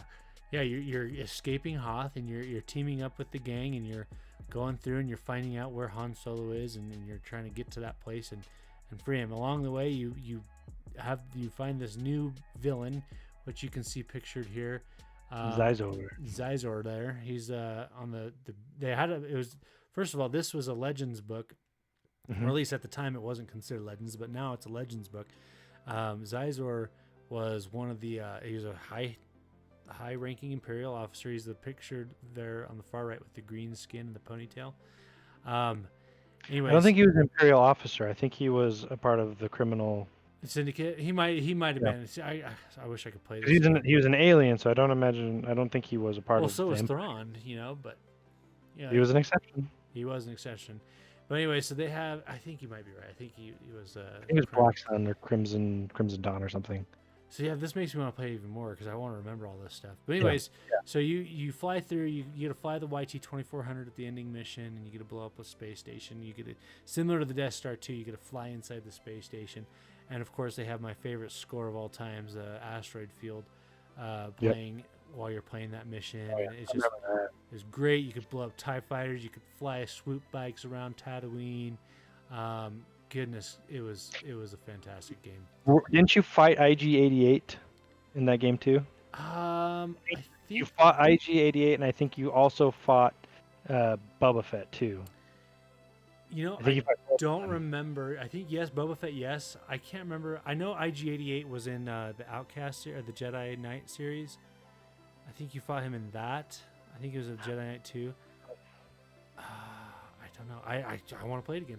If you are watching, let me know because I would love to play this again because I don't have an N64, but maybe there's another way you can play it these days. There might be a version on the computer, on the PC to play. There might be. Someone's probably cracked it. So, yeah. In this day and age. Well, the N64 emulator is probably coming out in the next few years too, so I'll probably get my hands on one of those. Totally. I mean, you could probably find a PC emulator too. True. For True that. 64. There's got to be a way. So we got our list. What do we do now? Okay, now we got to make a top 5. So Okay. we got to bump some of these games off. Oh crap. Only make 5. Or do you want to just make a top 10 since we have all separate games? All right, yeah, let's do that because I think we're in agreement on a lot of these, anyways. We could just make a top 10. Okay. Is there any that jump out to you as far as what should be number 1? So, yeah, this is going to be the hard part of this because they're all really great. But my heart of hearts really loves the Knights of the Old Republic. Okay. And Republic Commando and Jedi Fallen Order. So all of them. I love them all. So yeah, but I mean, and Rogue Squadron and Empire at War not as favorite to me. Okay. Yeah. Yeah, so Yeah. I would say it shouldn't be number 1. Here's my argument as to why, is Which one? because while it was amazing and it did have a lot of firsts, there's a wide variety of gamers out there who do not particularly care for RPGs. Oh, you're talking about Knights of the Republic. Yes, sorry. Okay. No, you're good. You're good. I would say it definitely deserves a spot in the top 3, maybe 4, but I'd be hard to press to say it's number 1. Do Okay. you agree? I mean, I'd love to see it up in top 3 at the very least. Yeah. I mean, Yeah. it's hard for me to say because I haven't played it, so Right. I'm gonna have to Right. leave that one. To I'd you. have to argue for it. Yeah. really hard. I'd just leave that one to you because I'll take your word on it. Cool. Maybe we should Okay. do top 5. All right, so let's whittle off some. Okay, let's whittle off some. Once you read the list, let's whittle off some. Okay, so we have Knights of the Old Republic, we have Republic Commando, Star Wars Jedi Fallen Order, Rogue Squadron 2, Rogue Squadron 1, Empire at War, I think we Star Wars the arcade game. I think we can scrub those two. Well, 2 of mine, they were the arcade game. While I love that one, it's very nostalgic for me. Not everybody played it. It wasn't as successful as some of these other games, so we can scrub the arcade game. I think And it we doesn't can, have to be a matter of like they sucked or they're not as well received or whatever. It can just be it's not as favorite as my other ones. sure. Well, yeah, no, it's still would be probably in my top Yeah. 5, 10 at least. So Yeah. but as far Totally. as that combined top 5 list, we can scrub that one, I think. Okay. Then I'm willing to also scrub Empire at War. While I really loved the game also had some flaws Sure. that you had to overlook. Okay. Yeah, but it's really great. It's really good. That's what's hard about doing lists, right? It is hard. I would petition to scrub the X-Wing PC game because since then, Oh, that wasn't on the list. That Oh, was on the list. That was your. That was my runner-up. Okay, never mind then. Yep. Never mind then. I think we'll have to choose between Rogue Squadron 1 and 2. Yeah, let's choose between those two. That's tough because. Well, first of all, let's say that none of these were very revolutionary because the one that we just mentioned, X-Wing on the PC, was the kind of the first sim game for that. That's really what kicked it off. So as far as revolutionary, these weren't. They were console games, which was big. You know, you didn't have to have a The fact that computer. you to play had a anymore. flight game on a console, Yeah. that was revolutionary, in a way. I honestly would probably have to go with 2. I'd go with yours because the graphics level, on a next gen console at the time, being put on GameCube, the explosion. I do remember the explosions and the water and everything you could see there. Effects. Yeah. That was I would probably go with yours on that one, honestly. I agree. Just because I think it's also just a better game. Sure. Yeah. I think it was designed better. I think it was put together better. There was just more things to do. The missions were more interesting. So yeah. Yeah. Cool. All right. Rogue Squadron 2 is on there. Okay. So we got rid of Rogue Squadron 1. Rogue Squadron 1 and 2. How about Republic Commando? Oh, do you want to pit it against something? What's No, another shooter we have up there? I think we feel passionately enough about it that we can put it on our list and see how things shake down. Well, here's my problem. The only problem I have with Republic Commando is they never finished it. Like, they left a huge cliffhanger at the end of it, capturing one of the squad members and whatnot. You never got to play it out. That was kind of tough for me. I liked the game. I love the gameplay, but it was tough for me not being able to finish the story. And for me, a story makes a video game, a single, these missions, these campaigns. Yeah. I don't think that's the fault of that game, though. Right. I think the game from start to finish had a very nice story and a very well thought out story. True. There was promises that that franchise would continue, and it just didn't. Yeah. So I don't know. I wouldn't hold that against it so much, but I understand your point, though. Sure. Okay. Let's keep it on there for now. Yeah. How about we just put it on our list for now and see what else we feel strongly about. What about let's pit? Didn't one of us have Outcast, right? You had Outcast, yep. Let's pit that against Shadows of the Empire. Ooh. That's tough. Let's say one's got to go. Which one goes? I think Shadows of the Empire goes over Jedi Outcast. Yeah, it pains me to, but I agree. I agree because that Jedi Outcast was fantastic. I mean, so was Shadows of the Empire. Yeah, but totally. It was a one-off. Jedi Outcast was kind of the conclusion of a trilogy, which was a phenomenal trilogy at that. Yeah. So on top of that, like kind of the same argument that we talked about between Rogue Squadron 1 and 2, Jedi Outcast just felt like a better game. Yeah. It made me feel more immersed into the Star Wars world than Shadows of the Empire did. Shadows of the Empire had a lot of bugs too. Yeah. It was not a perfect game. Sure. There were some things that were clunky about it. Trying to play that game with the camera in that game was terrible. Yeah. At least I remember it being that way. I kind of always chalked it up just because I was young. No, but going back, I'm hearing more people talk about that game. I'm like, no, I wasn't wrong. People have problems with that. Yeah. Let's keep let's knock off Empire, Shadow of Empire. Shadow of Empire. Thank you. Cool. Okay. That is gone. We got so on your list we have Battlefront 2 and Jedi Outcast still up for grabs. On my list we have the Knights of the Old Republic, Republic Commando, and Star Wars Jedi Fallen Order still up for grabs. Okay. Wait, does that make us 5 right there? I think that makes us 5. Does that make us 5? We just knocked off a lot of my games, didn't we? We knocked 2 of mine off. No, sorry. Wait, hang on. Let me. I don't care. It's a discussion. Yeah, let me look at this again. Rogue Squadron 1 is off. Shadows of the Empire is off. Star Wars Arcade is off. We chose Rogue Squadron 2. Right. Okay. So here's what we have left in contention.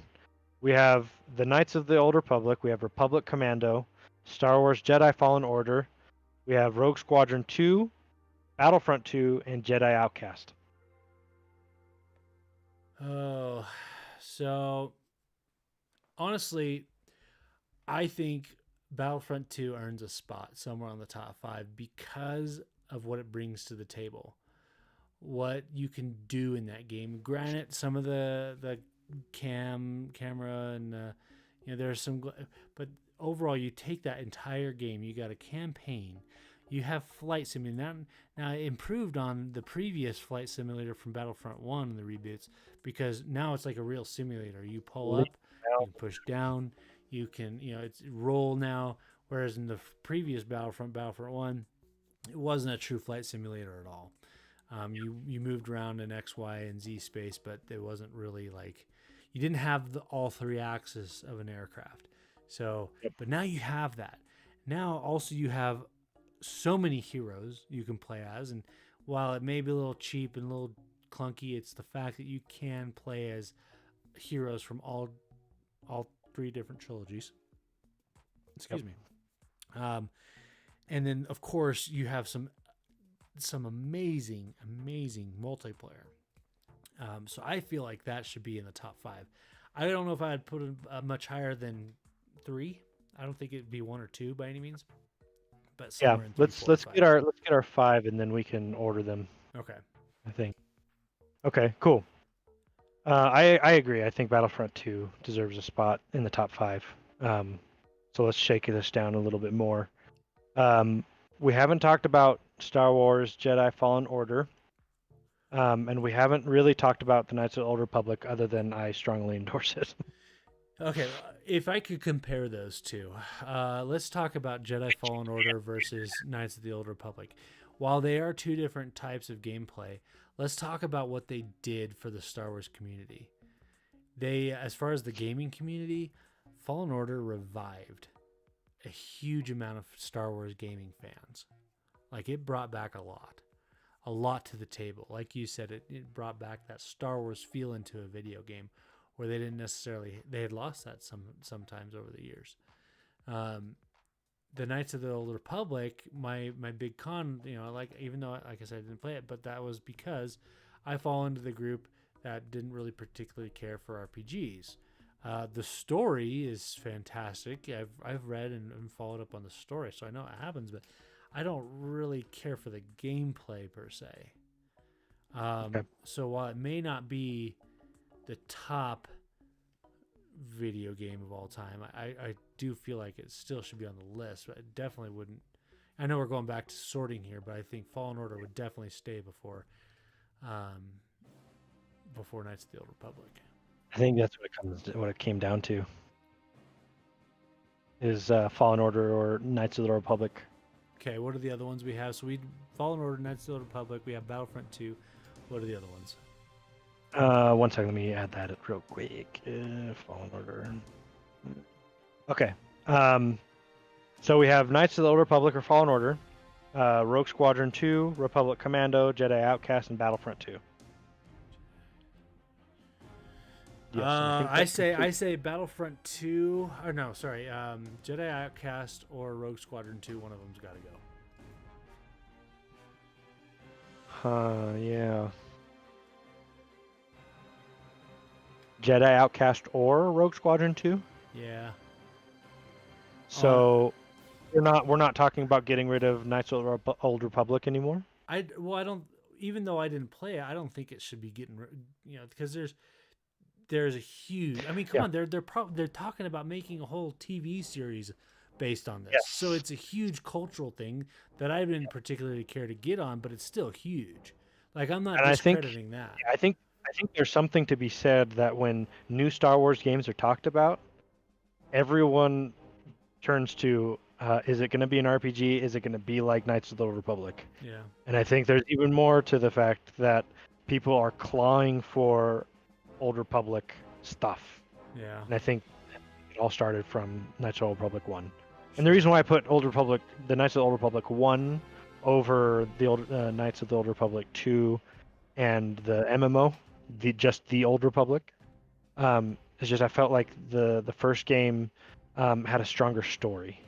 I think it had a stronger story. Sure. The gameplay was new and unique with the first one. Right. They made some missteps on the second game, I feel like, even though it was still a great game. I just feel like there was more accomplished in the first game. Yeah. So I I tend to say that Fallen Order and Knights of the Old Republic stay. Yeah, but what goes? Rogue Squadron or Jedi Outcast?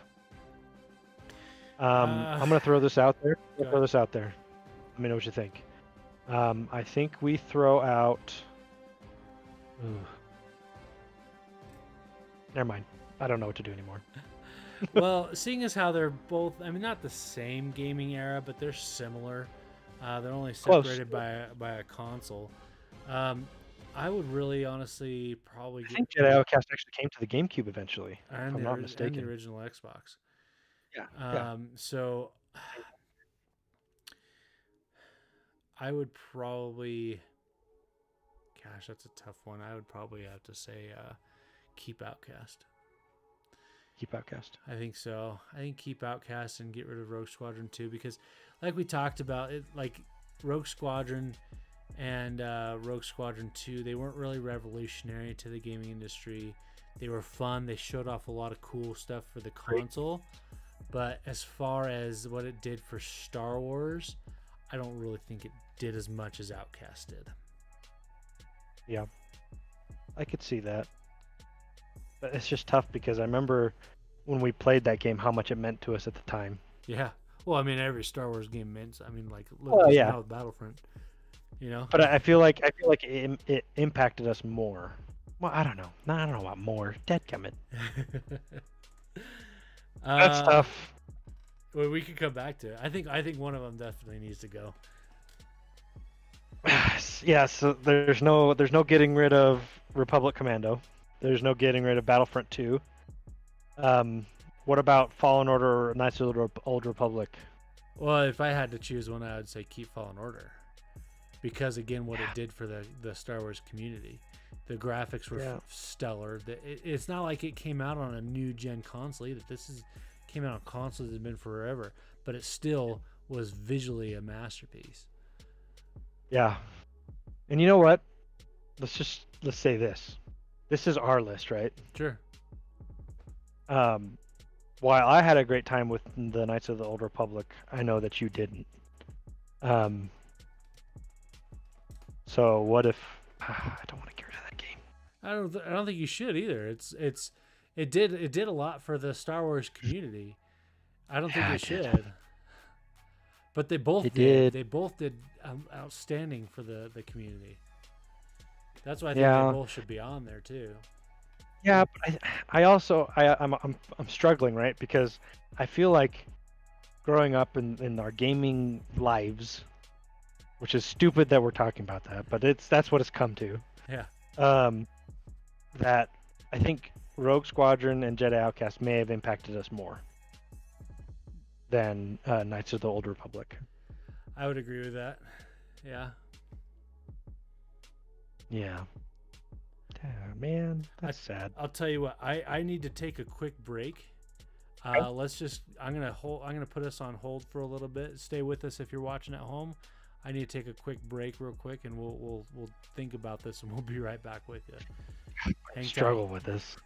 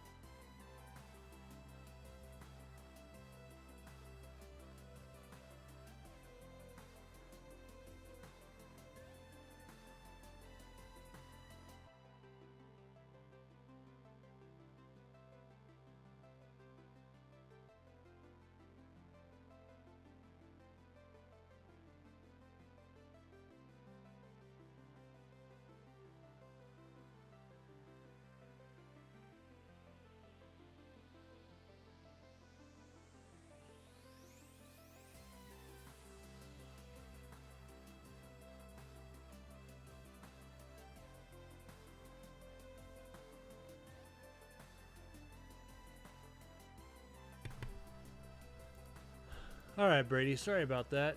So, thanks, guys, for if you're watching at home. Had to take a quick break, take care of something real fast. If you're just now joining us, we are talking about a top 5 list. We're trying to decide between 2 games here. So if you guys got some input or some help here, would be much appreciated. All right, did you come to a decision? Yeah. I think we've decided to take out the Knights of the Old Republic Okay, and put it in why put have it we in the decided that? 6th spot of our best favorite games. What was that? Why have we decided that? Because I think as a list that's made between us and looking at our family and how games have affected us, I feel like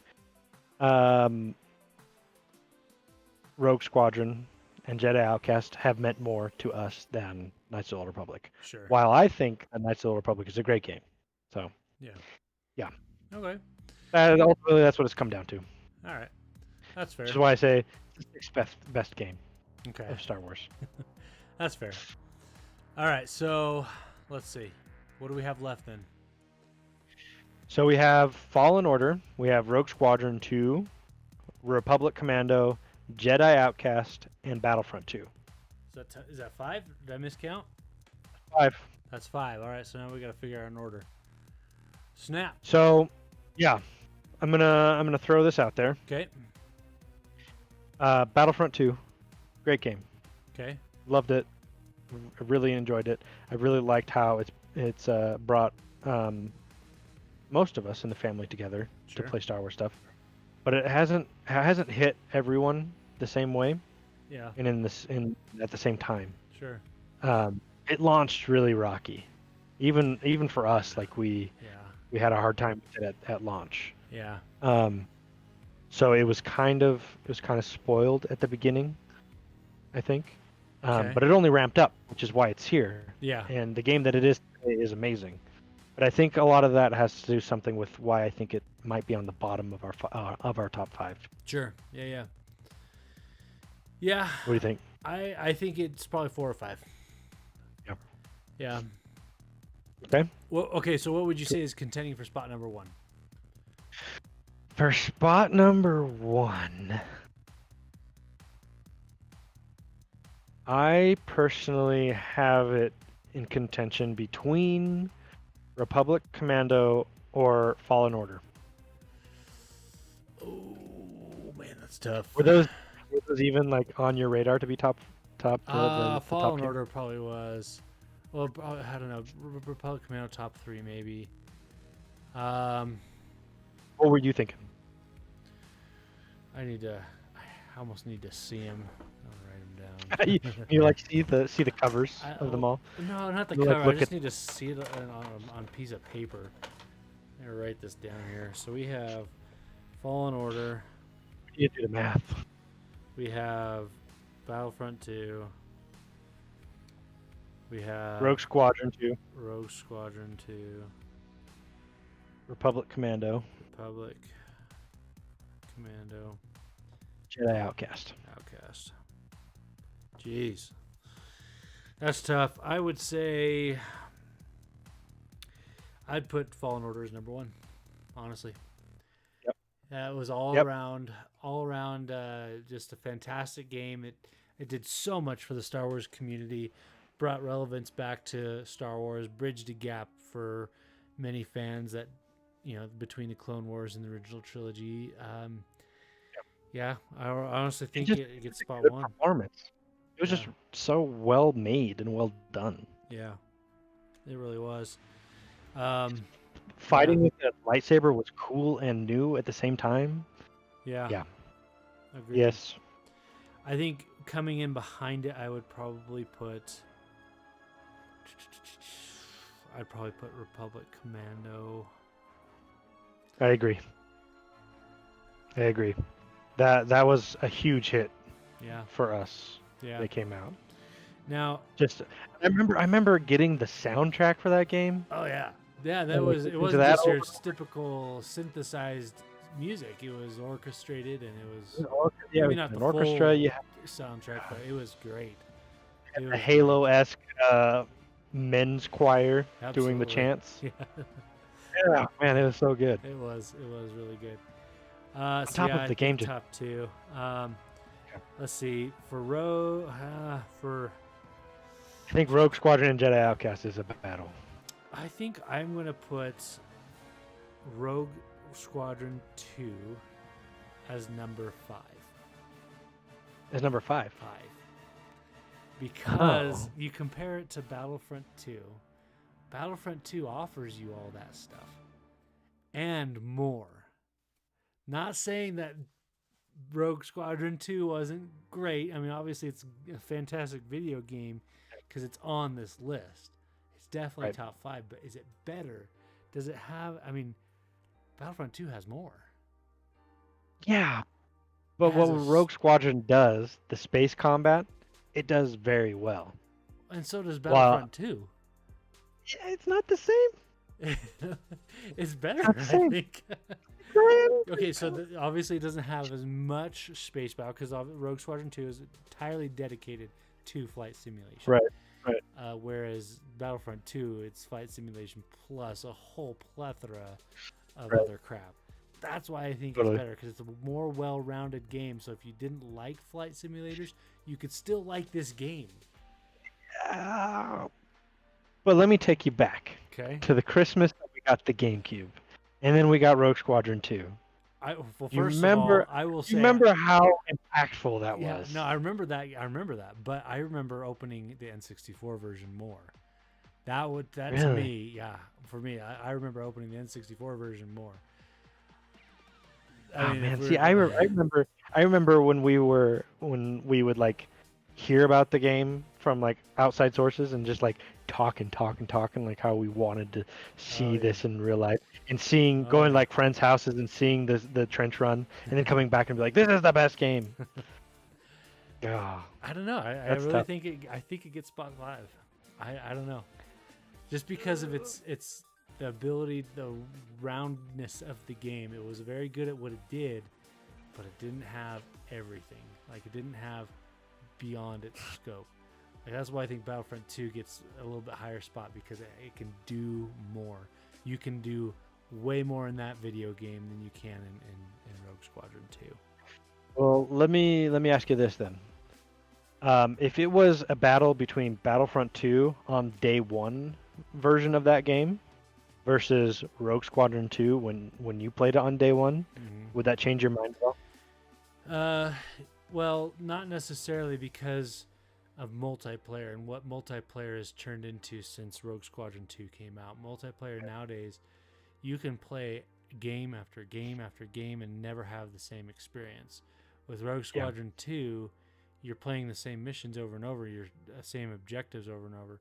While you're doing that similarly in Battlefront 2, you're playing with different people and making different real-time choices that affect the outcome. So while you may have the same objectives, you're not always going to win. You don't just hit respawn or replay over and over. Does that make sense? Yeah, and I am reminded that the multiplayer in Battlefront 2 has connected us as a family too.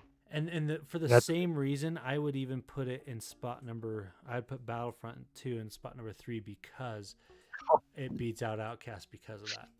For the same reason it beats out Battlefront 2, it beats out Outcast. But the Outcast had really great multiplayer that we all played and we had fun with. Did it though? I don't remember too much Outcast multiplayer. I remember Jedi Academy multiplayer. I don't remember Jedi Outcast multiplayer. Actually, remember Jedi Knight, the what The do they call PC it? version on Jedi Knight 2. That was my first multiplayer Remember those online game. Internet lobbies and how janky they were. Oh yeah, they were horrible. But A lot of racial. oh my Oof. gosh, yeah, that was bad. Bad generation for gaming. But It was not a pretty spot. honestly, I would contend Battlefront 3 gets spot 3, or Battlefront 2 gets spot 3, because of its well-rounded. And you got to take it for what it became, because, and if any of these other games came out with downloadable content, those would be up for argument too, but they didn't. See, Downloadable so hard content to- wasn't even a thing. so hard to compare that, right? Because it just wasn't a thing. They didn't have that luxury then. Sure. So they had to make a game that was good as soon as you opened it up, and they did. Yeah, I mean, While I'm not Battlefront arguing 2 that. was the greatest game when you opened it up. Battlefront 2 wasn't the greatest game, but it had enough for a lot of different players. It had, Except for they had to turn off like half of the online stuff on day one because it just didn't work. see, I don't know if I actually owned this game on day. I think I did. Yeah, I did. I owned this game day one. I never I think we all remembered that, played to be honest. I don't remember it getting turned off. like all the currency stuff. Remember that? Well, the unlockable. that was months into the project, I believe. They did revise. They tried the Yeah, pay to play version. took a month to didn't work. Yeah, but on day one it was all bad and broken. yeah. I don't know, man. That- Okay, that- okay. For that that reason, alone- I maybe not spot 3. I'll give you that, but maybe spot 4. I think for that reason alone it has a blemish on its record. Even though it's still on the top 5 But list, you don't I think think it's they a made great up for that? What's that? You don't think they made up for that with all the Yeah. cool new stuff that came out? Yeah, I think they've made up for it, but they still didn't like completely accomplish their vision, even though they say they have. Well, they didn't. Yeah, we're missing some characters and whatnot still. Okay, I mean, But the fact that okay, what's that? Well, let's put a pin in that one. What one did you put before? What would you put? Which one's higher on your list, Rogue 2 or Jedi Outcast? No, so I liked Rogue 2 as 5th. I As think 5th? that's fine. Okay. Rogue Squad 2 is 5th, and then Battlefront 2 is 4th, Jedi Outcast is 3, Republic Commandos 2, Fallen Order is 1. That's what we have now. Yeah, I think I'm pretty happy with that list. I like it too. I like that list. That's pretty good because, you know, if you're comparing Battlefront 2 versus Outcast, Outcast was a fantastic. It was a Man. it brought the series to an end, as far as, you know, Kakatar, and it brought him to an end, and yeah, that was good. All of the Jedi powers that you got too, like, and it was the first game. Well, I mean, I don't know how many games before it had like actual Force powers you could use other Yeah. than the other Jedi Knight games.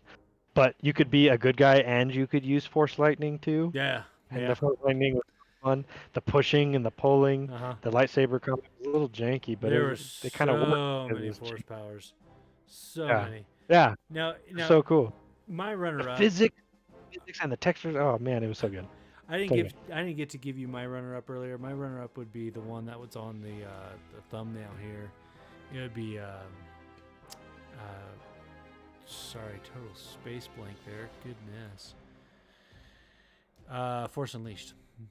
Yeah, I That's- was gonna say we should bring that up. That's We should my give- you know what that did for the Star Wars to me. Let's talk about Star Wars Force Unleashed, right? That took Force power to the next level. Like, you're just wreaking havoc, disintegrating people with your Force Unleashed Force power, and you know, you're also bringing down a Star Destroyer. You're using the Force to bring down a Star Destroyer. That was incredible. So cool. That was really cool. I actually still own those games. I play them every now and then. They're just absolutely amazing. I don't know if I can say I like 1 or 2 better. I'd probably say 1 just because of the whole. 1 definitely. Yeah, it was good. And you did have a choice at the end to, you know, choose the dark side or the light side. And that was kind of a nice, have 2 different endings there. But yeah, that's my runner-up. But yeah, no, I'm happy with our list. So if you missed it, we came down to Fallen Order being number 1, number 2 being Republic Commando, number 3 being Jedi Outcast, number 4 Battlefront 2, the remake, the new generation, the reboot, and number 5 being Rogue Squadron 2 for the GameCube. I'm happy with that list. That's a good list. And why not throw our runner-ups in there? Yeah, and your runner-up, you would definitely probably be Knights of the Old Republic. Yep, Yeah. definitely. And mine would be Force Unleashed. And those are in no order. No They're particular just order. They're just ones that we wanted on the list, but honorable we couldn't mentions. make You gotta them. have them on the list. So cool. Man, Well, thanks Good for hanging game. with us, guys. I know took a little bit longer to come up with that list, but it was fun coming up with it now nonetheless. it's decided. We have the definitive list of the best Star Wars games. Yeah, we should submit this to You Lucas. can share it with your friends.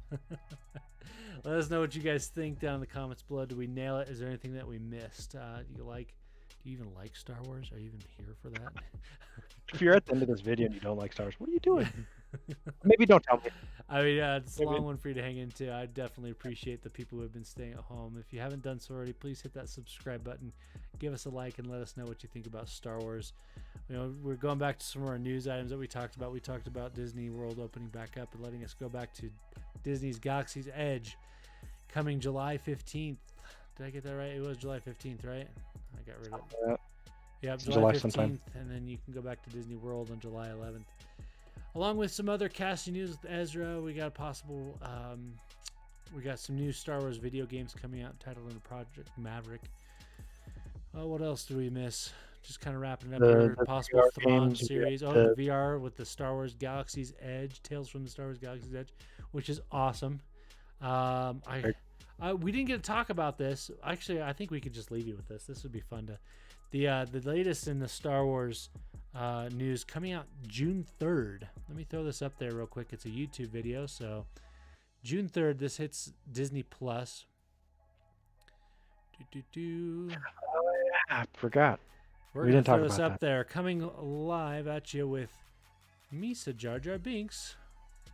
He's not Jar Jar Binks anymore. We have peace and justice in a the new galaxy. Disney Plus show. Now, Padawan teams must endure 3 challenging rounds of Jedi trials to become Jedi Knights. Finally getting some justice. From the strength trials on a distant world. Keep going.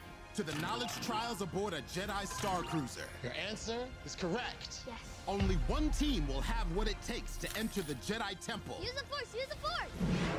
Face the mysteries inside. Here's a circle plug. And prove their bravery to become Jedi Knights. You got this. I believe in you. Go, hurry. Push in this red. Will the Padawans be tempted by the dark side? Or keep their minds focused on the light side of the Force?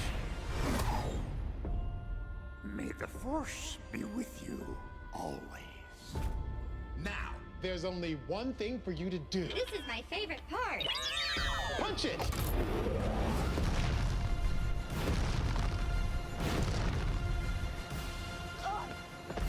Don't give up! Trust in the Force. By the right of the Council, by the will of the Force, Yeah! it's time to face your Jedi Temple Challenge! June 3rd. That looks so cool. That's coming up in just a couple days here. I am really excited about that. That's going to be fun. If you notice, I don't know if you're watching the video, you noticed their outfits. Have you been to Disneyland and watched the Star Wars stage show? They don't do it right now, but it was when you could take your little ones up there and they can train the Jedi Knight training. They're wearing the same outfits as those. They're wearing the same outfits as the stage actresses that were the. I don't know what I'm saying. What are they called? Anyways, the cast members that were helping out, they were wearing that's kind of cool. That's cool. I saw some things in there. I wonder if they're going to be doing something from the park. So I don't know. It's going to be cool. I really don't know what to expect on that. That's all we get. They haven't really said much. Yeah. That's it. That's what they've said in that video. So honestly, probably next week, since we're kind of at the end, we might talk about that a little bit since we'll have watched the first episode. So we can talk about that a little bit. But yeah. Again, thanks for staying with us today, guys. We really appreciate it.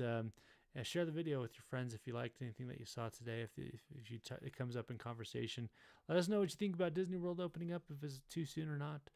And yeah, anything you want to add, Brady? That was the hardest list we've ever made. I know, right? But the best. Had a great time. All right.